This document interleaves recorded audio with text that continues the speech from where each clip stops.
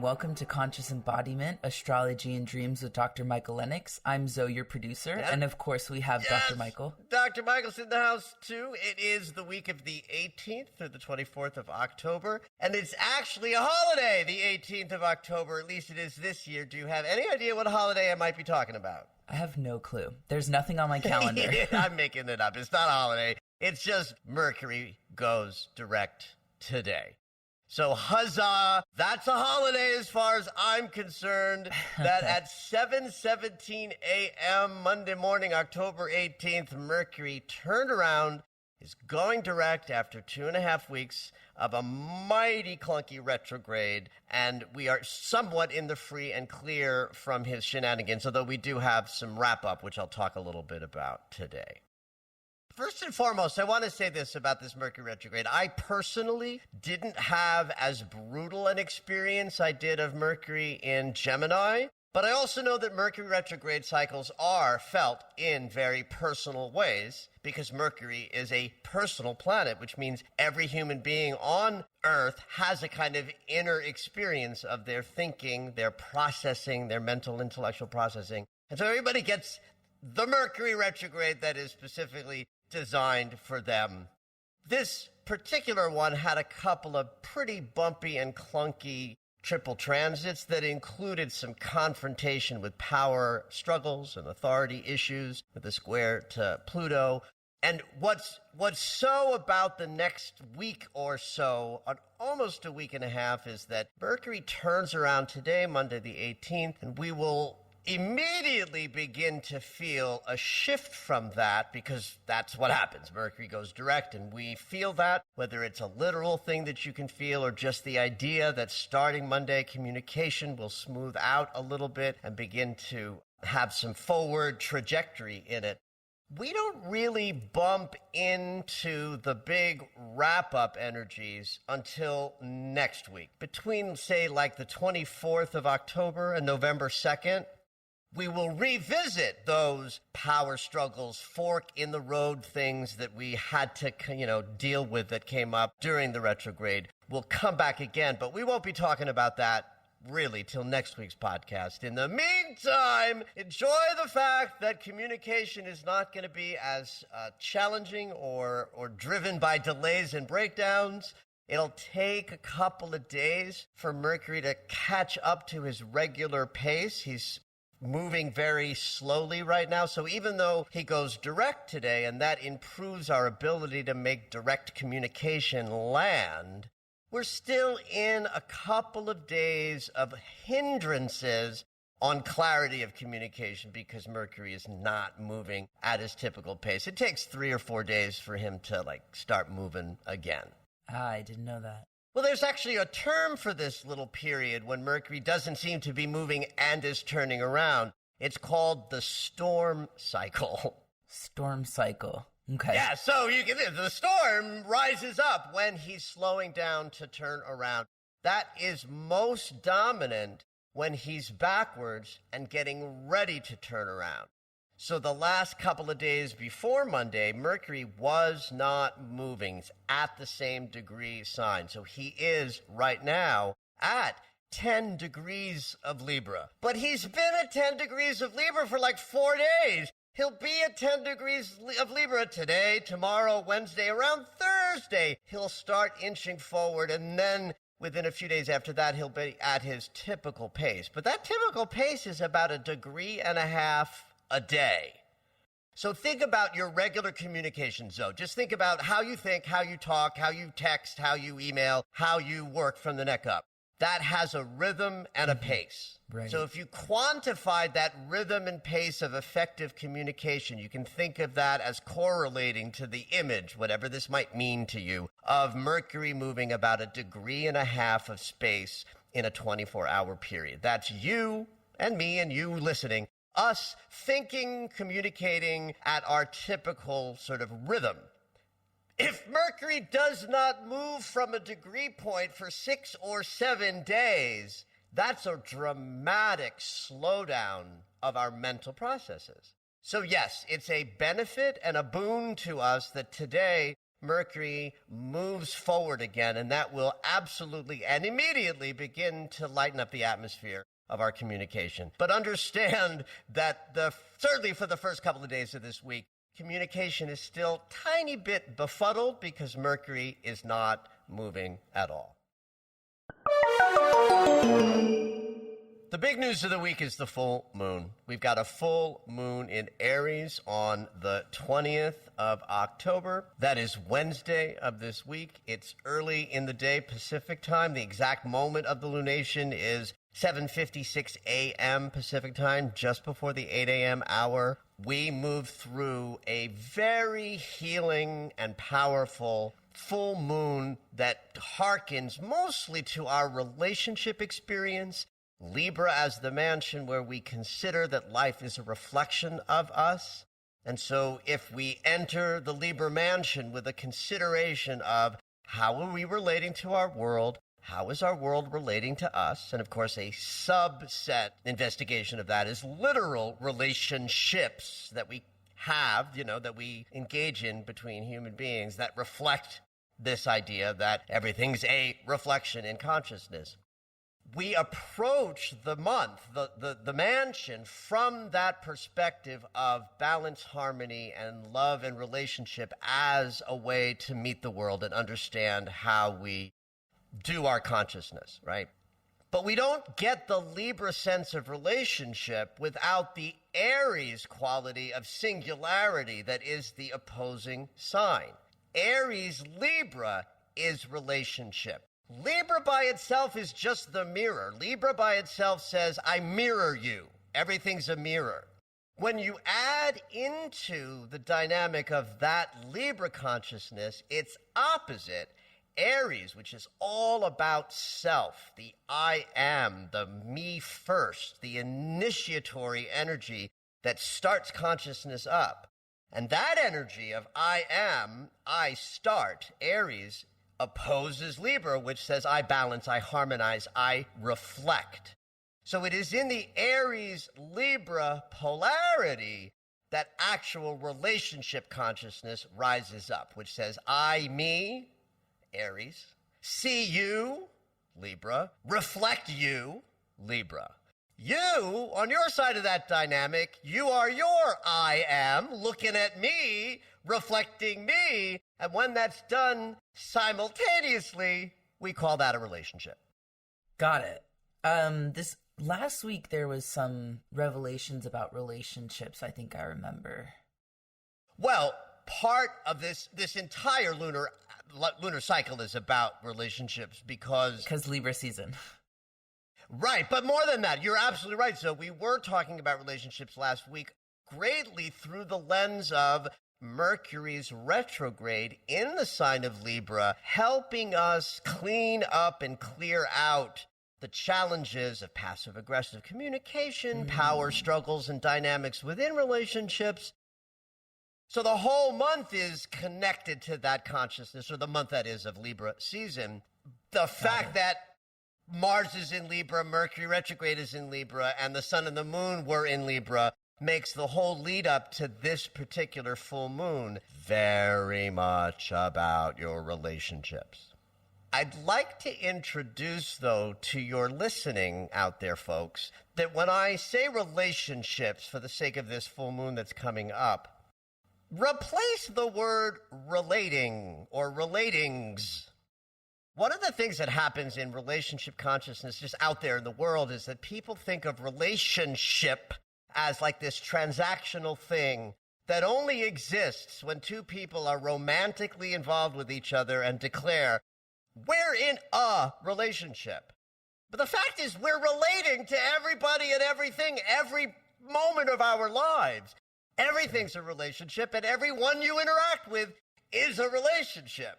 Yes. And I think we have a richer experience of our own capacity to show up powerfully and intimately and fully in our significant other relationships when we understand that the world is your beloved and that this relationship dynamic that I'm talking about that's prominent during this lunar sort of mansion, not lunar mansion, the solar mansion of Sun through Libra, and these lunations of new moon in Libra 2 weeks ago, full moon in Aries coming up, is about considering how you relate to the world, how you would like your relationships to be richer, greater, more satisfying, and more filled with love. And this Aries full moon is like designed to help you release anything that's in the way of you experiencing love and intimacy and relationship more fully, more intimately, more powerfully, and with more deliciousness.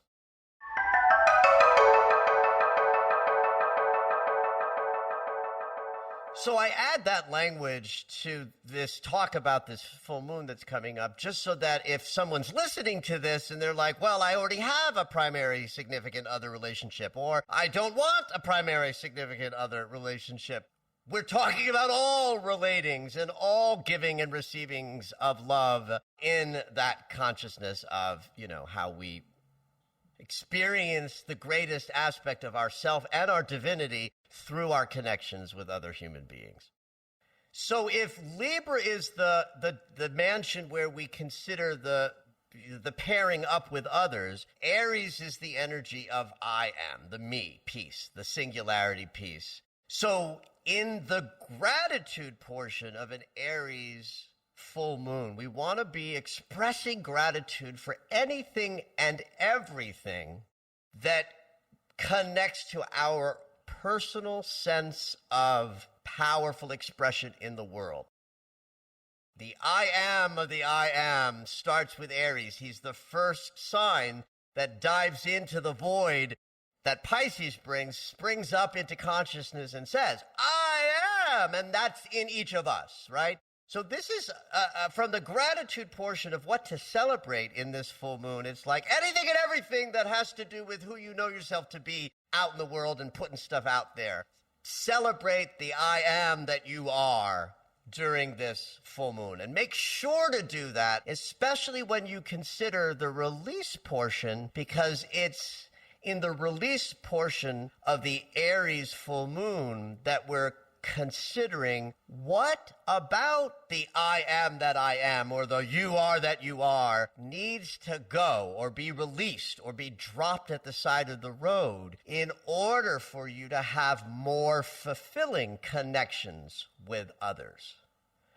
Like, this is the balance of sovereignty, of self. Part of our job is to know who we are so fully that we make all of our choices from a place of it serves me because I know who I am, I know what I want, and I can create a life through those desires. But we also have to share space with other human beings, right? And so we can't be so filled with that Aries trajectory of my way or the highway, because that ultimately will inhibit the ability to meet and match other humans, collaborate, and do things jointly, and, of course, have satisfying, intimate, and loving relationships. So you want to be very much in consideration in this Aries full moon of not just who you are, all that in a bag of chips, that's wonderful, but who are you too much in the space or in the room or in your own needs and desires that you inhibit your ability to beautifully reflect love and intimacy in other, aspects of your life.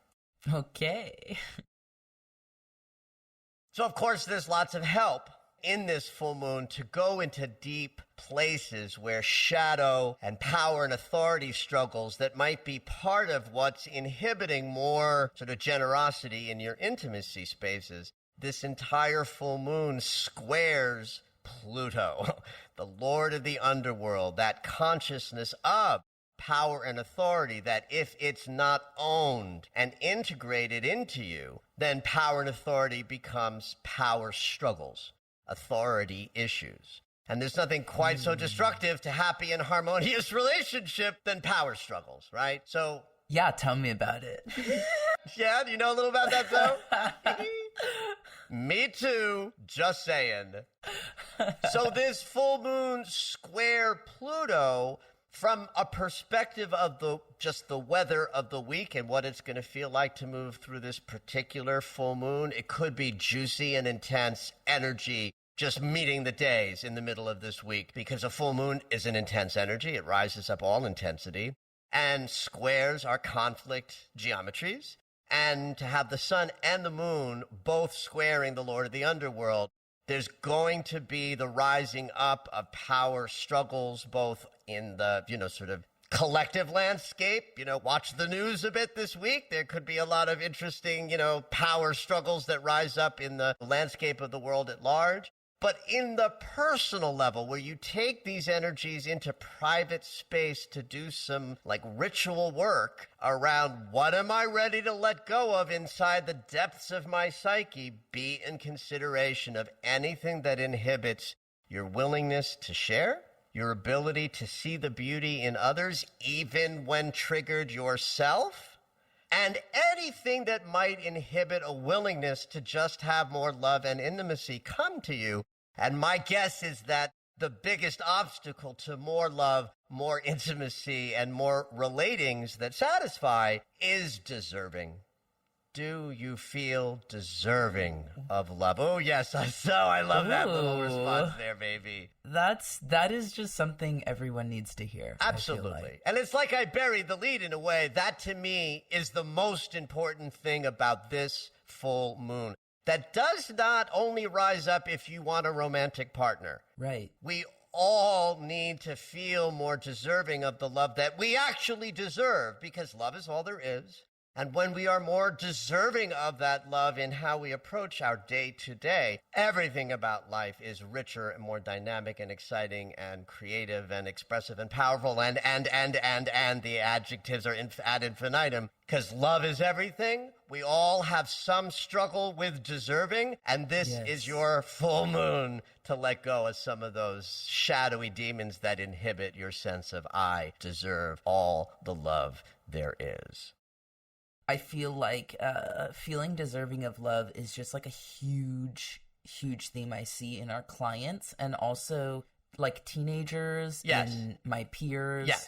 It's a human paradigm. And sometimes I get asked so, and you've been in the room when I've been asked questions like this from students. It's like, well, why is that? Why do we suffer so much from a lack of deserving? And I gotta tell you, my answer, my bona fide answer is, I have no idea.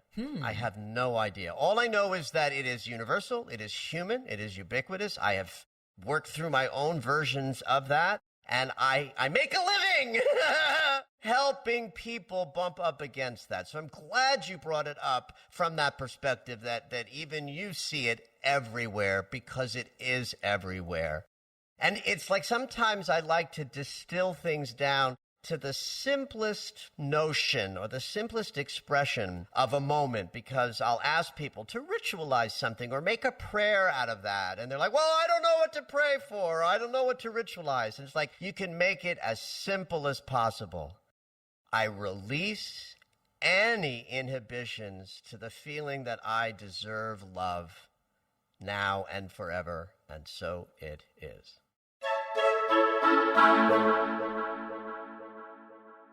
So just a little addendum here in the astrology section of the pod today. I want to point something out about Thursday and the square between Mars and Pluto.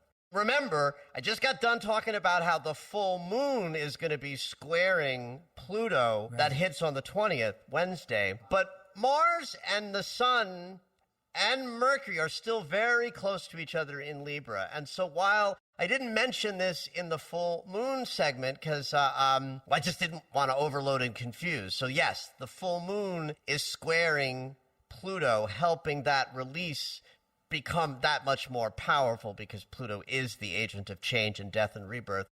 But Thursday in particular is the perfection of Mars in Libra squaring Pluto in Capricorn. And that's just a tough transit, worthy of mentioning, to just say Thursday's going to be a particularly rough day with the possibility of breakdowns, arguments, problems rising up in a significant way. You've got the full moon energy on Wednesday, so on Thursday, that rising up of amplified energy is still with us, and that's the day that the planet of war is squaring the planet of death, right? So since I've got people listening to this pod, yikes. Right, expecting some sort of, overview of the week. I don't always get into these nitpicky little personal planet transits like this, but it's worthy of mentioning.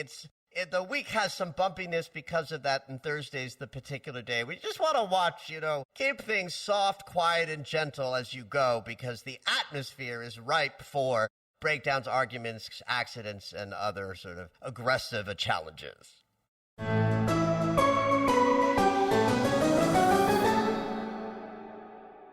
Sunday is an interesting day and also worthy of mentioning. So on the 24th of the month, we actually do have the first of the triple transits that Mercury's retrograde cycle brought to us, this inconjunct between Mercury and Uranus, the great awakener, that happened to have hit just last week. I think on the 11th of October was this sort of fork in the road where you might have received unexpected news changing the path you were on. The 150-degree angle implies some small choice must be made. Because Mercury and Uranus are creating this fork in the road energy, then it's going to connect to something we either think or discuss or gets revealed to us in a mental or intellectual way, and it might connect to something ongoing that rose up in the Mercury retrograde cycle, because this energy is part of that.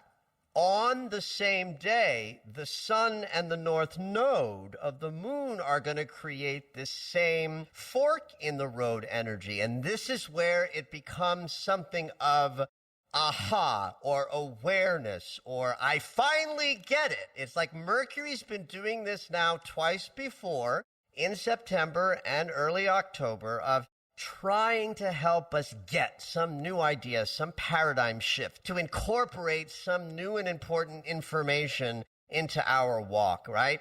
And so Mercury's giving us this third and final opportunity on Sunday to be downloaded with the new information, or to bump into somebody you haven't seen in a while and they deliver you something you hadn't known before and it's important information. Any of these kinds of sudden, unexpected ideas might rise up over the weekend. And it's the sun, our conscious awareness, and the north node, meaning our collective movement forward into the future, is creating the same fork in the road where now we might see and get and know what it is we are to try new, or a shift in direction might coalesce for us over the weekend, especially if the last, say, 2 to 6 or 8 weeks you have been involved in, like, trying to, air quotes, figure something out. Pay attention over this weekend. You might just be downloaded with a brilliant new idea that tells you exactly where to turn next.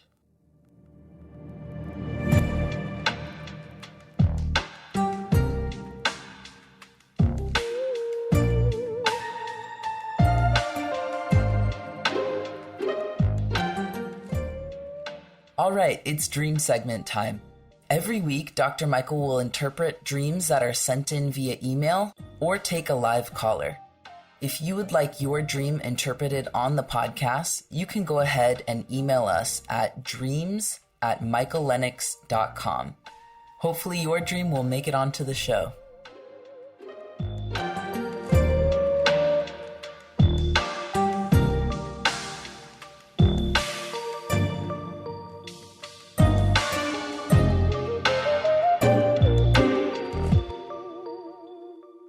We have a caller today, and her name is Amaret. Amaret, what you dreaming? Hey, Amaret, welcome. Yeah. Hey there. I am dreaming about this very particular moment that I can't really get out of my head. It was a few weeks ago, but it still kind of pops up in my dreams, and I am driving at night. I do not have my headlights on at all. and I'm driving in this really, really big, dark forest. Somehow it's illuminated by the moonlight. Sometimes I have somebody in the car with me that is familiar, sometimes I don't. And there is always this inner and outer dialogue that I have with myself and the other person about, like, there are no headlights. What do we do? There are no headlights on, and I can't seem to figure it out. Yeah, that's what I'm dreaming about. Oh my gosh. Oh, I love this. I love this. So let me make sure I'm understanding this, that you had this dream initially, but that you've also had like snippets or recurring of the same sort of theme. Driving at night, no lights on, in the dark, in a forest, illumination by moonlight, and there's the declaration or the discussion. Yeah, that's correct. Okie dokie. Well, first of all, I love this idea that you just keep tethering back in to this singular image. Clearly, your psyche wants you to be aware of this journey that you're on. Right. You're kind of cramming some really fun, like, shadow image, typical sort of images in here, like driving at night. So that tells us, what does that tell us? First of all, the driving piece tells us that you're in consideration of the bigger arc of your life's movement. Driving in particular, for me in dreams, relates to our social life, our business life, our greater sort of experience of us moving through life. Because if in the dream landscape, if we were going to be in consideration of something more like personal or intimate to your path, you wouldn't be driving. You'd probably be walking or some other mode of transportation. But because we are a driving consciousness, the world is, the Western world is, you're thinking about how you're moving through your life. But it's nighttime, so we know we're in some shadow investigation. So this is really beautiful, where the lights on, lights not on is really something that could be different. So it's like it's either a choice or a circumstance by which you are forced to maneuver at night through the shadow work with some blind faith. But then, if that weren't enough, it's also a freaking forest, which Exactly. it's a symbol of, like, shadow work. We go into the woods to find the nugget, to find the journey, to find the archetypal transformation. They always happen in the woods. So you add now more to this dream, the distinction of there is illumination, there is the ability to see, but only by moonlight. So moonlight is talking about our unconscious mind sort of rising up and saying you can be guided in this shadow moment by trusting what your unconscious has to offer you in terms of guideposts along the way, because the moon represents our unconscious awareness, whereas the sun, daytime, is conscious awareness, the moon. And given the fact that I'm also an astrologer, and this is the archetypal interpretation of the moon in a chart, we know that the moon means that we are guided not by our awareness, but by our felt experience and our trusting of things. And then there's this consideration that happens either in your own thoughts or with your guest of, like, holy shit, the lights are off. The holy shit's the lights. Now, doesn't that sort of imply a choice? Right. Because there's the switch. Like, it ain't a dream about the lights are broken. Because then the dialogue would be, oh, no, they're broken. That's why we're driving in the dark. So somewhere, by virtue of different people coming into this space with you and in acknowledging, oh, wow, we're driving with the lights off, is to acknowledge that there's a shadow journey afoot. Oof. Shadow journey. So in terms of, like, a shadow journey, is that like a definite period of time? Is that something that, like, is returned to, or? Well, I would say that given the fact that this dream has risen up recently, is that accurate? You said that. And it's recurring. So there's two kinds of recurring dreams. One is the standard repetitive thing that most people have at least one experience of, that they will consistently go to in stressful moments. The tsunami dream, or sharks, or being chased by the guy with a gun, or falling. Most people have some standard stress-related recurring dream that is really just rises up when we're stressed in various ways, and that dream helps us process the stress. We wake up able to sort of meet the day as a result. But this is a much different kind of recurring dream. This is what I call a process-oriented recurring dream. Something that will rise up, recur a little bit, and then probably fall away when whatever's being expressed completes itself. Mm-hmm. So that it tells me, because it keeps coming up, that you are in some kind of a shadow experience. So, I mean, to the extent that you're comfortable in this, talking to 1,000 strangers. Exactly. What is up in your journey right now of just your work life, your relationship life, your life sort of navigating, your humanity, that feels like you're looking at something that's a little bit scary or frightening or confronting to your, shadow work means we're processing something about our insides rather than our outsides. The moon's presence in the dream suggests that you're processing something in an unconscious way more than a conscious way. So that's... Right. Yeah, it's so bizarre because when I had this dream, it was before I left my job. So I was working at a university for about 4 years. And this was a really enmeshed position. I mean, I grew up quite a bit throughout this job, but then, so many different, I guess, like very big life events happened during this time. I lost a parent. I lost my housing for a little while. I went through several like medical issues.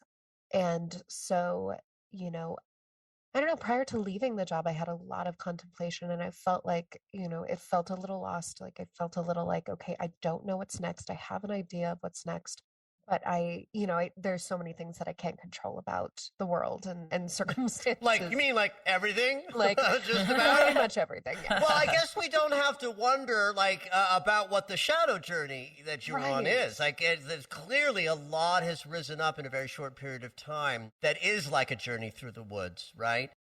Even the idea of the tiny little bit of information that I have about you right now of I had this job that I grew up through or that I was very connected to, and you used the word enmeshed. Mm-hmm. So what that tells me is that your identity, your self-identification consciousness was probably very wrapped up in this job for a number of years. So by virtue of letting that go, it's like, well, who am I if I am not this enmeshed job experience? Yes, that is exactly it. Yeah. You can find out. And here's how. Get in a car, go to the woods, turn the lights off, and just keep driving. And if you want, bring a friend. Okay. And more will be revealed. And more will be revealed. That's exactly right. This is a more will be revealed dream. This is not a dream that's going to say, aha, this is what you're going through. This is a dream that says, aha, you are going through something. What? A shadow journey, a journey into the woods, a visit to the darker places where really all the juicy and yummy things happen. If we are comfortable to allow for that period of time where we are not tethered, where we don't know who we are by virtue of what we do, and you just throw yourself into the journey and say, I will trust, in fact, that not only will more be revealed, but that the more that will be revealed will be through the unconscious expressing itself to you in the ways that happens, which is to trust the mystery, to be in the quiet times and simply wait for the next piece of information or inspiration. Right. That's so exciting because it's, I feel like maybe opposite of the tethered, untethered, like there's so much logic that I want to pursue with this dream or just with, where I am in my life right now, like making sense of everything so that I feel comfortable and in control. All of that, what you just said was, I want my conscious mind to lead the way. Right. I want it to make sense. I want it to have some logic, but in fact, That's not where the juicy, richest sort of growth and unfolding happens. It happens when we trust and don't know where we're going next. That's why, the untethered experience is so much richer. No. So what's next for you? Oh, such a good question. Right now, I don't know. I think I'm in a period of rest. I am really trying to rest after so much of pouring myself into my work. That's exactly how you described it. It was very much identifying myself through my job. So right now I'm kind of rediscovering myself through a period of rest and like creative output, but not in a way that's so saturated for making up for lost time. It's very purposeful. It's very, it takes its time fabulously. I am also applying to graduate school, so we will see what happens. Oh, so both. First of all, let me say just this. The dream tells me you're going through a thing, right? And so that lands on me because it's what I do, right? I allow these dreams to marinate on me and I have a sense of you. And so when you use language that I'm feeling from the dream sensibility and your language is I'm in rest mode, that is impressive to me because most people could fall under those moments and allow fear and the need for clarity and definitive sense of where we're going and why and how. If you can't let that go, then you can't enjoy the power that comes when we transform from the inside out. And if we're always controlling and managing, our sense of I need to know what's happening here, we miss out on the juicy, juicy, juicy stuff, right? And then when you say, I'm thinking about grad school, that makes the trip through the woods even more interesting to me. Because then what's happening at the same time as the dream is showing us we're in a restful, shadowy, faith-driven sense of I'm just going to see what happens to me as I travel through the woods, that an idea is brewing, an idea to create a greater opportunity for you to be of service with your gifts and talents down the way that comes up from a sovereignty sensibility. What do I desire? What do I want? Who would I be free of my entanglements and enmeshments that come up when I'm young and am working on sovereignty? So here's a beautiful moment where you're passing through the woods and come out the other end more clear about who you are and how you will serve. But at the moment to get there, you got to not know exactly where you're going.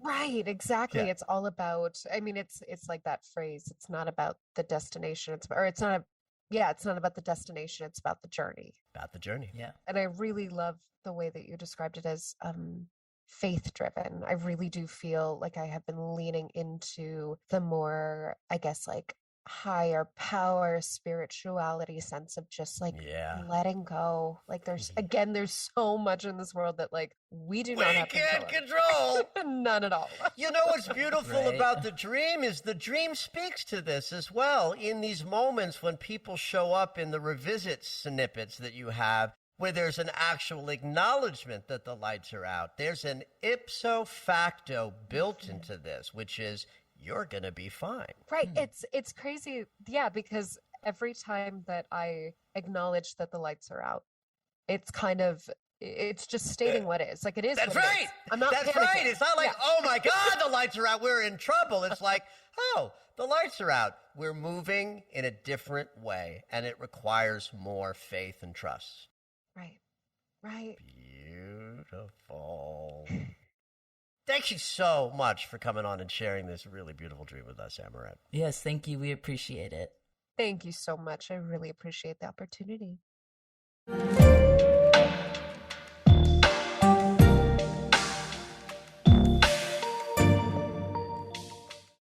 We have a big announcement this week, and this is actually something that a lot of folks have asked us over the years. Oh, yes. Over the last couple years. Certainly, yes. The pressure to teach some advanced astrology has sort of been epic.